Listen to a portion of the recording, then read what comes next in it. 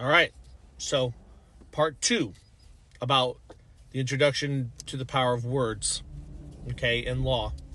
So, if you say U.S. citizen, you are talking about a citizen acknowledged in the 13th Amendment or 14th Amendment, okay, after the Civil War, when the Reconstruction happened, and that has nothing to do with the American Republic or America. It has to do with a foreign organization. Foreign organization. Okay? Or Congress of the United States. Okay? So I know it's really hard to contemplate that the federal government is actually a foreign maritime country called the Federated States of Micronesia in the maritime territory of the Western Pacific, which is where the Cook Islands and the Marshall Islands are. I know that's really difficult. And I know it's really difficult to understand that the United Mexican States, not the Republic of Mexico, the United Mexican States is who Congress actually works for in the North American continent. Okay? Now, if you don't believe me, go ahead and do some research on where the IRS and the FBI, well, not the FBI anymore, but the IRS and these federal agencies get their law facts from. Their law facts. Their facts and law. That they do the things they do through their administrative deep state. What they do is they go to the Federated States of Micronesia so they can circumvent the Hague Treaty, which is the International Court of Justice and Arbitration, which is international law for human rights. And that's where they get their law facts from. Because that is a flotilla over the United States and Mexico. And this is all done through treaty. This was all done through treaty, and sequentially, this is where we are now. Okay? So the Federated States of Micronesia is the Constitution literally says no citizen can own property. Period. No citizen can own property. Well, if no citizen can own property, and every single state and every single U.S. territory is under the Federated States of Micronesia, then what can own property? It's really simple. A trust, which makes it territorial, or a corporation. That's right.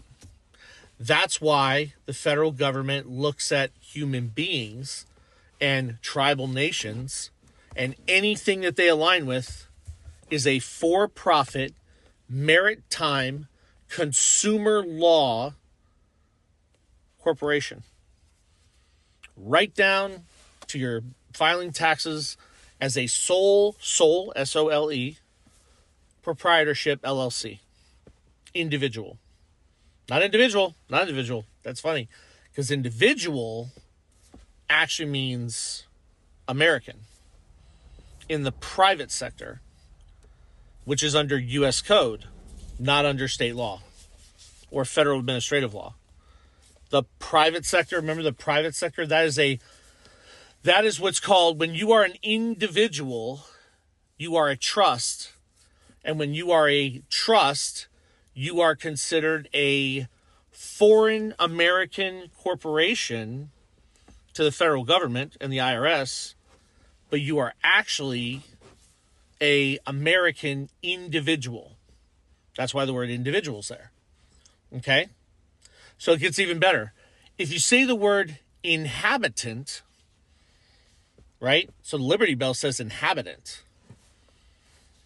Then you're talking about a human being that is habitating in a certain area. And if they were born in that area, they are considered a native inhabitant. And they are indigenous. Okay?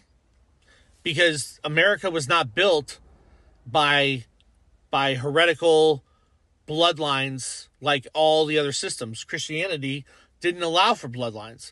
It allowed for you are judged upon your works.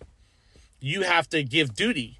The only Americans that actually exist, that are actually Americans, are people who have sworn an oath to all enemies, foreign and domestic.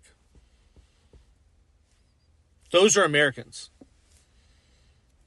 I think George Washington even said something about birth by the militia. So if you're willing to defend the land, if you're willing to defend the nation, and you're willing to put your life on the line for it, then you deserve to be an American citizen. Or an American citizen national. That's why Congress, the Congress of the United States, got the right to, ready? Very simple, naturalize. But the Congress never got the right to have citizens. That's not in the Constitution. Because citizens were state citizens. So if you lose your U.S. citizenship, where do you become a citizen? Oh, I'm sorry. You become a citizen through probate law, which is land law, at the state where you belong, where you're supposed to be. And you have to become a citizen. If you're not, you're an indigenous inhabitant. Okay? Because the Liberty Bell, the Penn Trust, was about the inhabitants. Okay?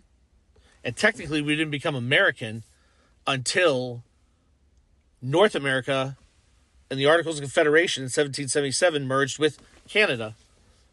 The provinces. That's why it says the province of Pennsylvania. Because there are no countries in the Bible. Isn't that interesting? So, if you say universal jurisdiction, I would have told you a couple of years ago was the Vatican. Fortunately, that changed. The Vatican, Judaism, and Islam have all signed a treaty to create a universal tribunal. That is called universal law. That's their jurisdiction. So every time you say a word, if you say world, you're talking about commerce and trade. If you say national, you're talking about a nation, which is the American nation, which is territorial. If you say Marines, U.S. Marines, you're talking about streets and lands. That's probate court, and your citizen American Bill of Rights. Streets, on the streets. Right? If you say the law of the sea, you're talking about the Navy. So if you say longshore, you're talking about trucking in the private sector, shipping, commercial. If you say consumer, you're talking about point of service where you plug your card in and you get things. That's supposed to be under the U.S. Coast Guard. Okay? Which is why there's a Coast Guard flag at the Treasury building. Okay? Which was removed, in 1965, they pushed the Coast Guard out because the federal government took control of our securities. Say security, you're talking about liquefying bonds and U.S. Treasury debt assets so that they can be monetized, like UN Security Council, International Security Council, National Security Council. That's just to liquefy debt. If you say education, you're talking about community education, more like what the Amish have when they teach morals and ethics and stuff in their school, in their education system. If you say school, you're actually talking about workmen to create workmen. But if you say workmen, you're talking about the Court of Workmen Compensation and Claims. But if you say employee, you're talking about slave outside of international human rights law. God bless. Hope this helps.